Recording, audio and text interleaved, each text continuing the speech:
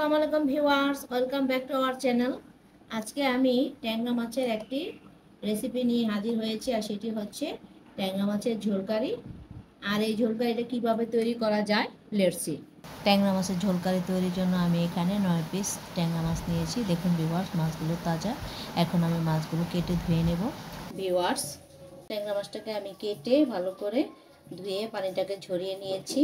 আর এই মাছটার মধ্যে একটু পিচ্ছিল ভাব বেশি থাকে, তাই আমার মনে হয় যে একটু লবণ দিয়ে ধুলে ভালো হয়।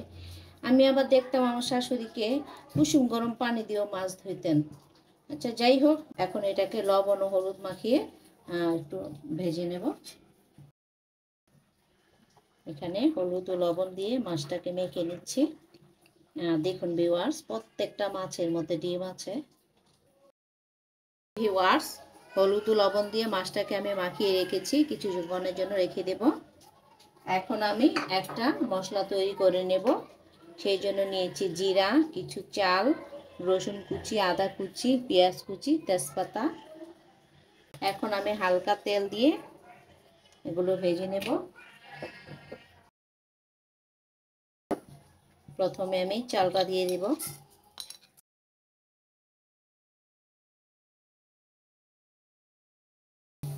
এখন দিয়ে দিব বাকি উপকরণগুলো। ভিউয়ার্স, ভিডিও শুরুতে একটা লাইক দিয়ে দিন। ভিউয়ার্স, এই মশলাগুলো ভাজার সাথে আমি এখানে দুটো টমেটো কিউব করে কেটে নিয়েছি, এটাকেও ভেজে নেব।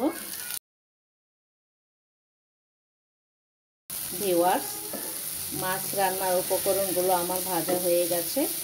এখন এটাকে নামিয়ে ঠান্ডা করে ব্লেন্ড করে নেব। ভিউয়ার্স, মাছটাকে আমি হলুদ লবণ দিয়ে মাখিয়ে নিয়েছি। ভিউয়ার্স, চুলায় প্যানটা বসিয়ে গরম করে নিয়েছি। এখন মাছটা ভেজে নেব। দিয়ে দিচ্ছি তেল। তেলটা গরম হয়ে গেছে, মাছটা দিয়ে দেবো এখন। ভিউয়ার্স, আজকে যেহেতু মাছটা আমি রান্না করব, তাই মাছটা বেশি ভাজবো না, হালকা ভেজে নেব। এক পিস হয়ে গেছে, মাছটা দিয়ে দিলাম। ভিউয়ার্স, মাছগুলো ভাজা হয়ে গেছে, এখন নামিয়ে নেব।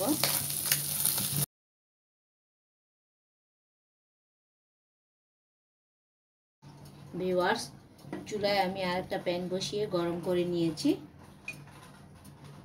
এখন দিয়ে দিব তেল। আমি এখানে প্রায় 4 টেবিল চামচ পরিমাণ তেল দিয়েছি। দিয়ে দিলাম দুটি মাঝারি সাইজের পেঁয়াজ কুচি।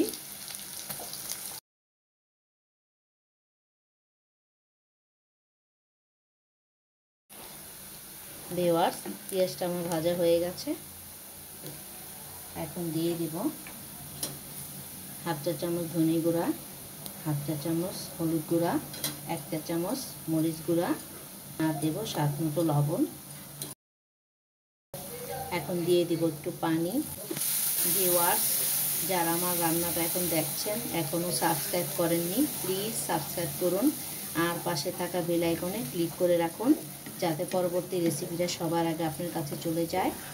ভিউয়ার্স, যে মশলাগুলো আমি ভেজে নিয়েছিলাম সেটাকে ব্লেন্ডারে জারে পেস্ট করে নিয়েছি। এখন এটা দিয়ে দিব। আর এখানে আলাদা করে আদা রসুনের পেস্ট দেওয়ার কোনো দরকার নেই।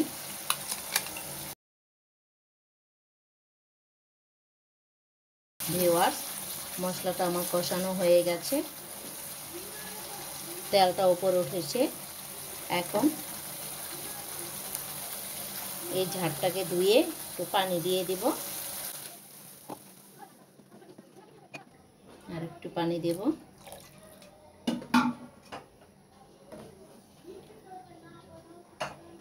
এখন আমি ঢাকনা দিয়ে ঢেকে রাখবো। মশলাটা ফুটে উঠলে মাছ দিয়ে দেব। ঝোলটা ফুটে উঠেছে, এখন দিয়ে দিব মাছ।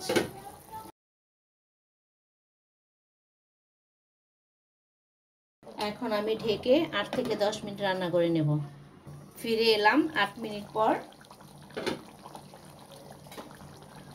এখন দিয়ে দিব কাঁচামরিচ আর কিছু ধনেপাতা কুচি। ভিউয়ার্স, আমি আর 2 মিনিট চুলা রেখে নামিয়ে পরিবেশন করে নেব। ভিউয়ার্স, তৈরি হয়ে গেল ট্যাংরা মাছের ঝোল কারি। আপনারা অবশ্যই বাসায় ট্রাই করবেন। ট্রাই করে ভালো লাগলে অবশ্যই কমেন্টস করে জানাবেন। সবাই ভালো থাকবেন। আল্লাহ হাফেজ।